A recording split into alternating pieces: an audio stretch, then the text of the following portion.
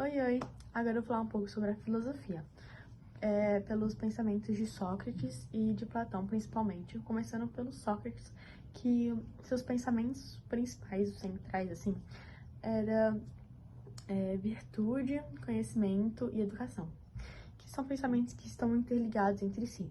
Por quê? Ele pensava que para você ser alguém virtuoso, que é alguém que faz o bem, você precisa de conhecimento.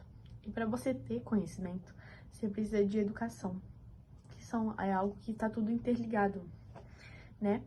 E também uma coisa que ele fala é que tem uma maneira do sábio não ser virtuoso, que é pelos sentimentos, porque geralmente os sentimentos fazem com que você faz coisas que você não queria ter feito. Quando você tá no momento de raiva, você faz algo errado. Quando você tá ansioso e nervoso, você faz agir de maneira com que depois você se arrependa. Agir de maneira que você não seja virtuoso, né? Que virtuoso é fazer o bem. Então, os sentimentos corrompem essa maneira de ser virtuoso.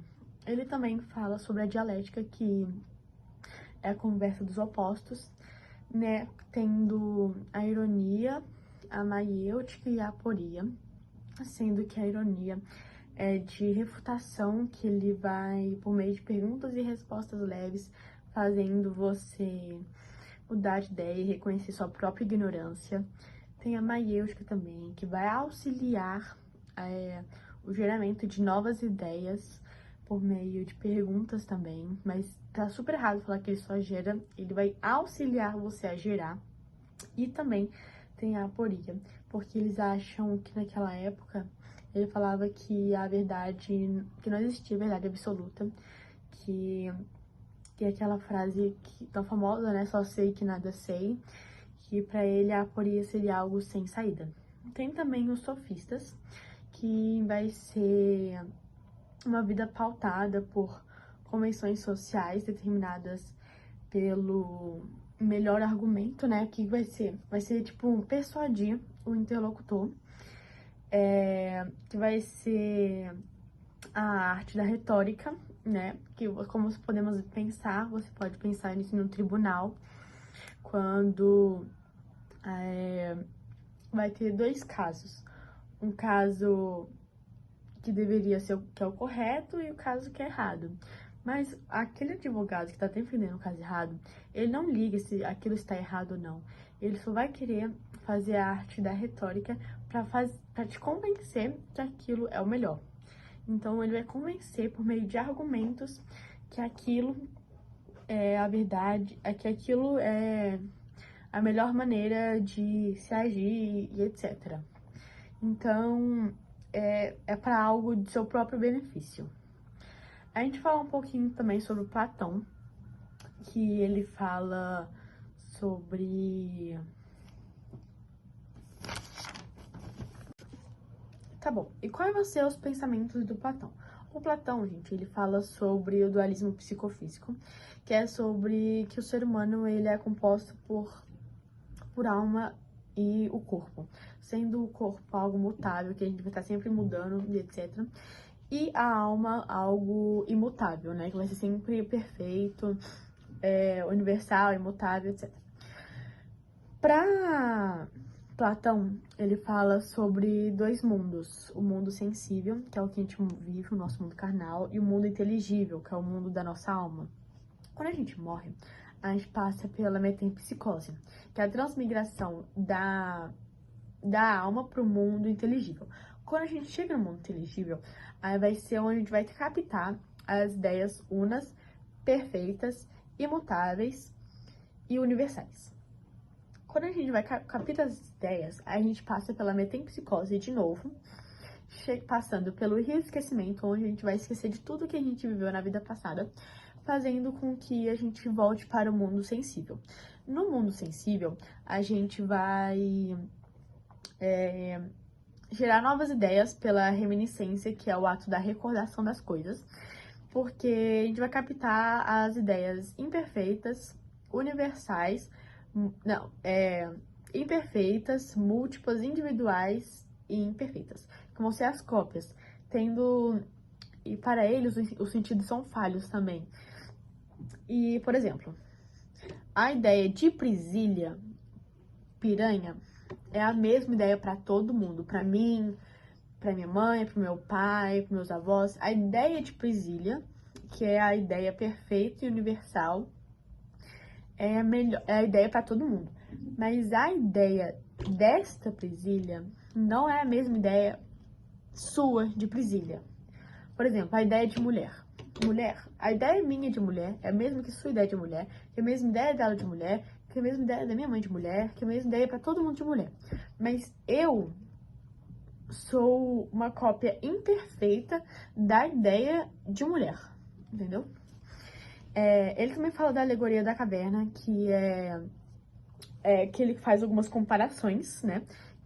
É a historinha que é o seguinte: vai ter lá uma caverna que vai ter uns prisioneiros que refletem uma luz nessa caverna e que eles só enxergam a sombra das coisas que acontecem. Então eles estão presos e eles só conseguem enxergar a vida a partir das sombras. E aí que um desses prisioneiros eles conseguem fugir e depois que ele foge, ele fica um tempinho meio cego assim por conta da luz do sol, que eles não conseguiam ver, né? Não tinha ideia de luz do sol. E aí depois ele consegue ver e consegue enxergar as coisas como realmente são e não como enxergava na caverna. Quando ele viu isso, ele voltou para a caverna e ainda foi ameaçado de morte pelos seus companheiros que não estavam acreditando nas coisas que ele estava falando. E aí o Platão ele faz algumas comparações. Ele compara que dentro da caverna é o mundo sensível e as sombras são cópias imperfeitas, porque só eles têm aquela ideia de mundo. Quando quando aquele prisioneiro sai da caverna, ele tem um contato direto com o sol, ele relaciona o sol como algo bom, porque o sol foi algo que, através dele, ele conseguiu ver as coisas como realmente são. Fora da caverna, ele relaciona como um mundo inteligível, porque seria o mundo que eles não têm contato, né? Que é o mundo para todo mundo. E eles relacionam a cegueira, depois que eles fogem da caverna, como reconhecer a própria ignorância. Que essa cegueira seria, tipo, você não conseguir antes reconhecer isso. E ele faz essa relação para conseguir que as pessoas entendam quando ele fala do mundo sensível e do mundo inteligível. Oi pessoal, eu sou o Giovanni, da equipe Ares, e hoje eu vou falar sobre as leis de Newton, e não só como elas se aplicam na física, mas como elas influenciam no mundo todo. A primeira lei é a lei da inércia. Um corpo em equilíbrio tende a permanecer em equilíbrio. Bom, e o que é equilíbrio, né? A gente tem equilíbrio estático e o equilíbrio dinâmico. O equilíbrio estático é quando algo está parado sem movimento. Se, por exemplo, essa caneta estiver parada na minha mão, se nada estiver aplicando força sobre ela, ela vai continuar parada. E, bom, o equilíbrio dinâmico é quando algo já está em movimento, mas sem aceleração, ou seja, movimento retilíneo uniforme. Sem aceleração, a velocidade não muda. Então, se um carro estiver a 20 km por hora, ele tende a permanecer a 20 km por hora. A não ser que ele bata ou ele acelere. Um exemplo prático dessa lei é quando a gente está num carro em movimento e ele freia. A gente que está sentado tende a ser lançado para frente, mas a gente não está sendo lançado. A gente só está continuando o nosso movimento que a gente já estava, no nosso equilíbrio. Oi pessoal, eu sou o Giovanni, da equipe Ares, e hoje eu vou falar sobre as leis de Newton, e não só como elas se aplicam na física, mas como elas influenciam no mundo todo. A primeira lei é a lei da inércia. Um corpo em equilíbrio tende a permanecer em equilíbrio. Bom, e o que é equilíbrio, né? A gente tem equilíbrio estático e o equilíbrio dinâmico. O equilíbrio estático é quando algo está parado sem movimento. Se, por exemplo, essa caneta estiver parada na minha mão, se nada estiver aplicando força sobre ela, ela vai continuar parada. E, bom, o equilíbrio dinâmico é quando algo já está em movimento, mas sem aceleração, ou seja, movimento retilíneo uniforme. Sem aceleração, a velocidade não muda. Então, se um carro estiver a 20 km por hora, ele tende a permanecer a 20 km por hora. A não ser que ele bata ou ele acelere. Um exemplo prático dessa lei é quando a gente está num carro em movimento e ele freia. A gente que está sentado tende a ser lançado para frente, mas a gente não está sendo lançado. A gente só está continuando o nosso movimento que a gente já estava, o nosso equilíbrio. A segunda lei de Newton, ou a lei fundamental da dinâmica, ela explica o porquê que força, massa e aceleração estão ligadas.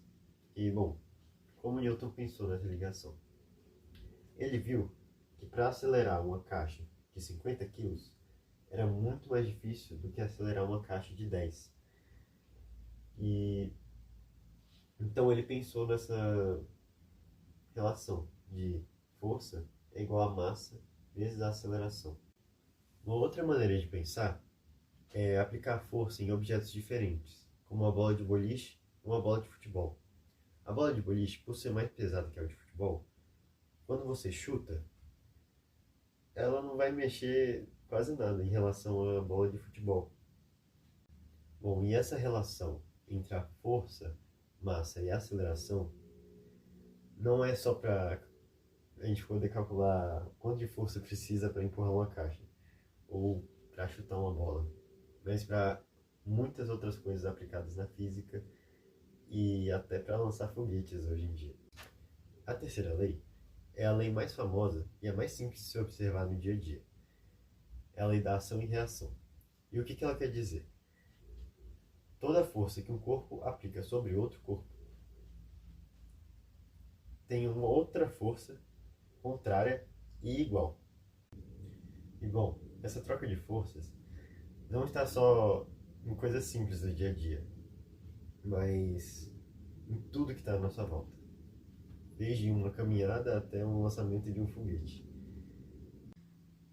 Em resumo, as leis de Newton não são só equações num quadro, mas são pilares para entender como o universo inteiro funciona. Bom, e amarrando tudo, a gente pode ver que a primeira lei, a lei da inércia, nos mostra que nada para ou começa sem uma força agir. Por isso que a gente sente que a gente é lançado do carro, mas a gente só está permanecendo no nosso equilíbrio. Que a força está diretamente ligada à massa e à aceleração do corpo.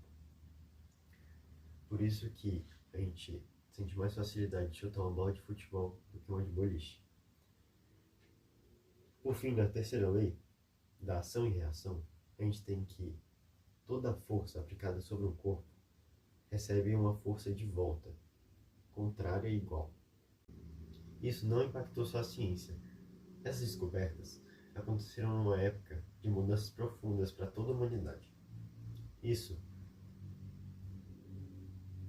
Por isso, eu passo a palavra para o Theo, que vai mostrar para vocês como era o contexto histórico da época, por trás de todas essas conquistas e por que isso foi tão importante para o nascimento da física moderna. E agora eu vim explicar para vocês como que essas três matérias se relacionam, além de explicar a minha. Começando com Isaac Newton, que fala sobre as três leis fundamentais do movimento, a primeira, a lei da inércia, afirma que um corpo só muda de seu estado de repouso ou movimento se for compelido por uma força. A segunda, que a força é proporcional à massa e à aceleração. E a terceira, que toda ação provoca uma reação da mesma intensidade e direção oposta. Mas e se a gente tirasse essa ideia da física e aplicasse na filosofia? É aí que entra Platão, pensador da Grécia Antiga que via o mundo dividido em dois. O mundo sensível, imperfeito, captado pelos sentidos, e o mundo das ideias, eterno e perfeito, acessado apenas pela razão. No famoso mito da caverna, Platão descreve prisioneiros acorrentados que veem apenas sombras e não sabem que há um mundo real lá fora. Um dos prisioneiros se liberta e, mesmo com dificuldades e dor, sobe até a luz do sol e conhece a verdade. E agora eu vou explicar a terceira matéria, que é literatura, e mais especificamente brasileira, com uma autora que talvez seja uma das mais intensas da filosofia brasileira, Clarice Lispector. Na sua obra Paixão Segundo GH, ela nos apresenta uma mulher que passa por uma profunda experiência existencial ao entrar no quarto da empregada. Lá, diante de uma barata, ela começa a perder suas referências, suas certezas, sua identidade, e mergulha numa jornada quase mística, visceral, em busca de algo essencial, quase anterior à linguagem. A Clarice faz parte do movimento modernista e mais especificamente da terceira fase, as quais suas características mais marcantes são o uso da introspecção extrema, a quebra da linearidade narrativa, a busca de um sentido existencial e o questionamento da linguagem e da própria existência.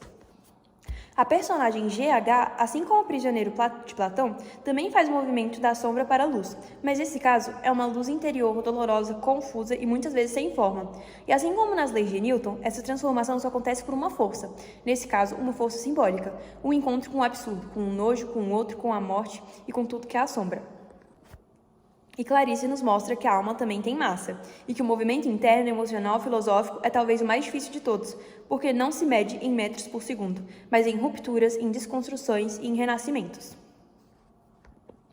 Portanto, quando unimos Newton, Platão e Clarice, percebemos que todos eles estão falando, do fundo, de transformação, de sair de um estado para o outro, de romper com o que era confortável, previsível, seguro e se lançar num mundo novo, mais verdadeiro, mais exigente, mais pleno. Seja o corpo que se move, a alma que desperta ou a linguagem, que é o que a gente usa no dia a dia. E nisso, a gente consegue perceber que essas três matérias, apesar de serem muito diferentes, conseguem se relacionar no sentido da vida, que no caso é a maior aula interdisciplinar de todas, porque são coisas que a gente vê no nosso dia a dia, que temos que enfrentar nossos desafios, nossos medos, nossos nojos, nossos escuros, nossos tudo que a nossa alma se esconde.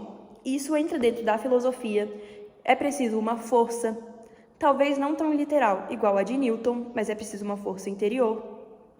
E também, às vezes, acaba sendo um escape na literatura, como acontecia com os poetas do romantismo e também do modernismo, e na verdade dos poetas em geral, que eles acabam trazendo as decepções da vida deles para escrita e transformam isso numa coisa muito bonita, que é o que eles apresentam para nós.